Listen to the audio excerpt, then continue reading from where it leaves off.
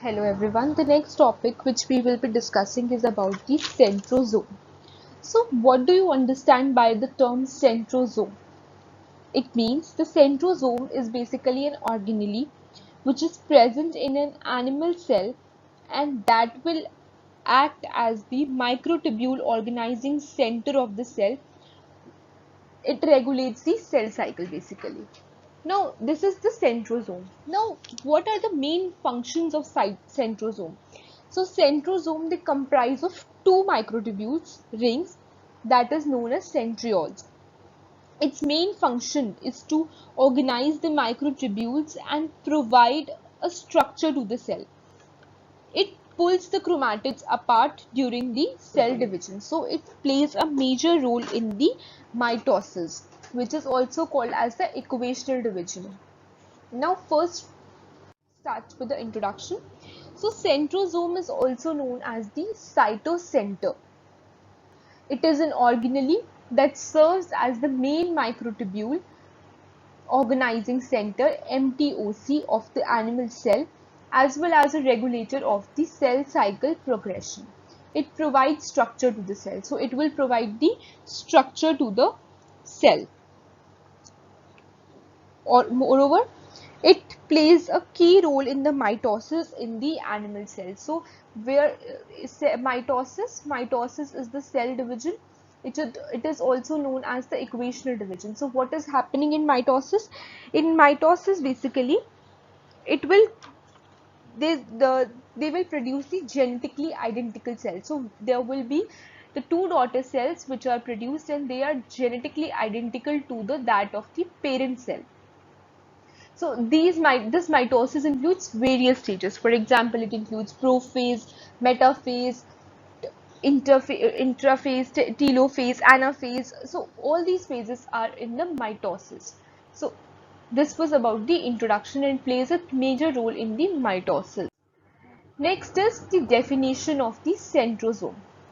So centrosome is a microtubule organizing center in the animal cells. So this is the microtubule organizing center in the animal cells.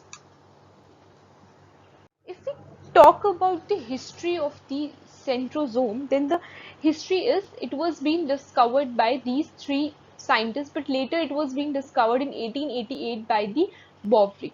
In the first 1875, it was being jointly it was being discovered by the Fleming.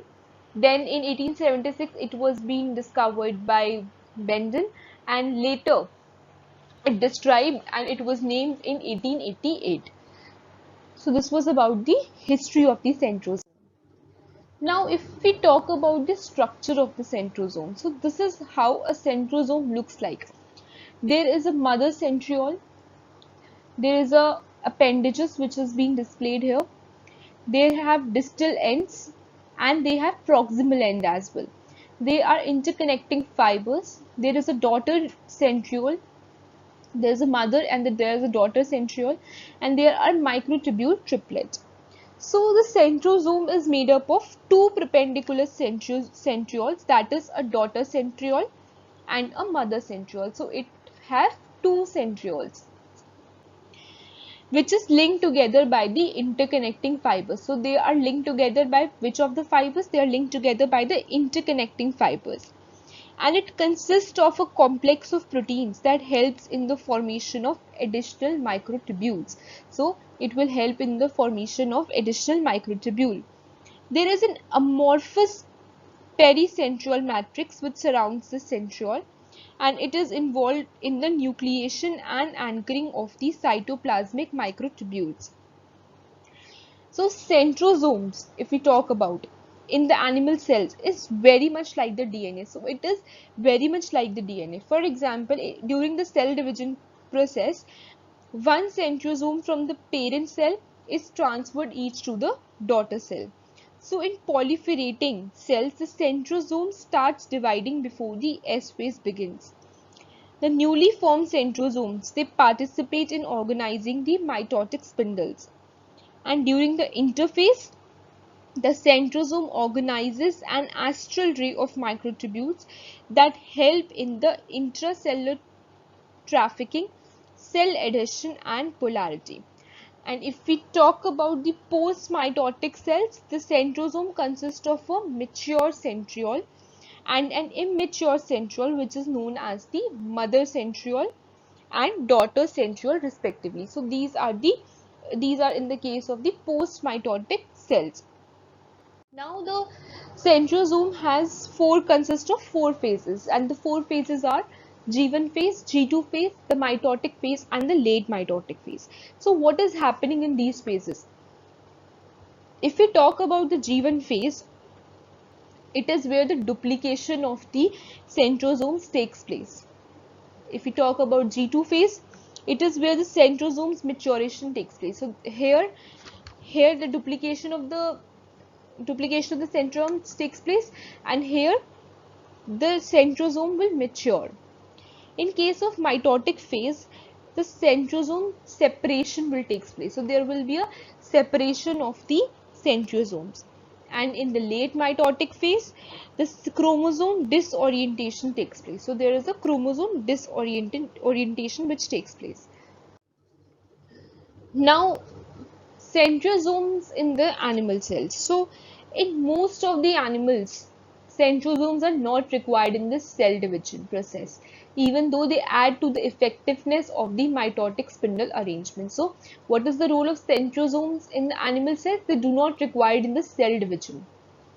In humans, this functioning of centrosomes can stimulate the cancer as a result of an increase in the level of instability in the chromosomes or due to the metastatic capability of the cancer cell. So this is the dysfunctioning of centrosomes can lead to the cancer in case of the humans.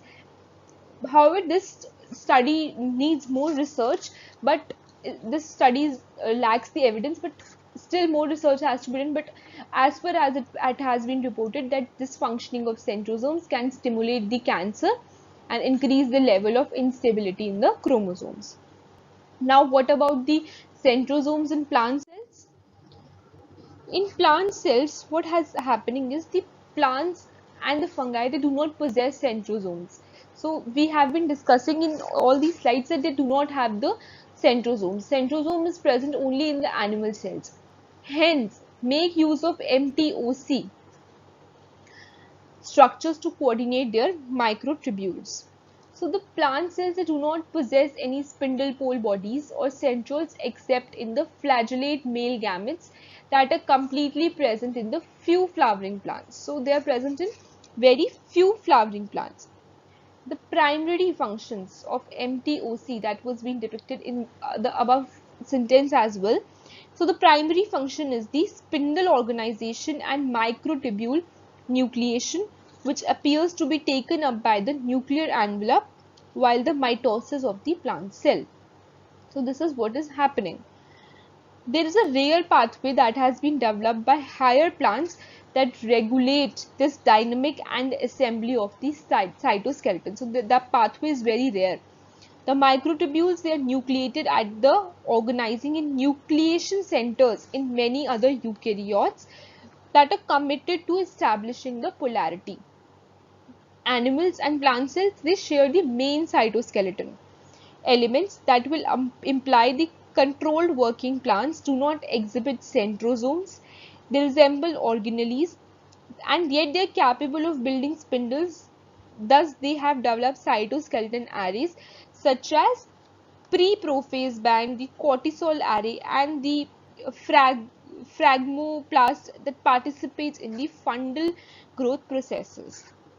So this is what the centrosomes in plant cells, the role of centrosomes in plant cells is there.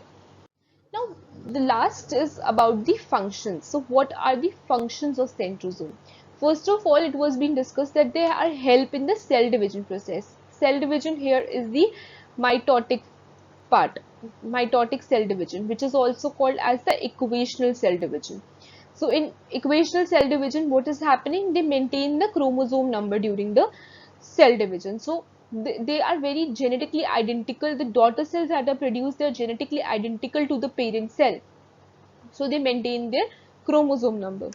They also stimulate the changes in the shape of the cell membrane by the phagocytosis. So by the process of phagocytosis, they stimulate the change in the shape of the cell membrane.